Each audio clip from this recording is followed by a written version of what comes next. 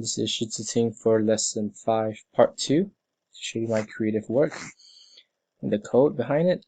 So over here we have these subtract quantity that might changes the quantity, so you can either decrease or increase it here, and this shows the quantity, the current quantity that we have, and it is connected over onto the app.post for add quantity, subtract quantity, and as well as we have the remove function. And over here is the code. When we have add, we add the quantity. Sorry, over here if we have the add quantity is where we add it, and basically just the reverse logic for subtract.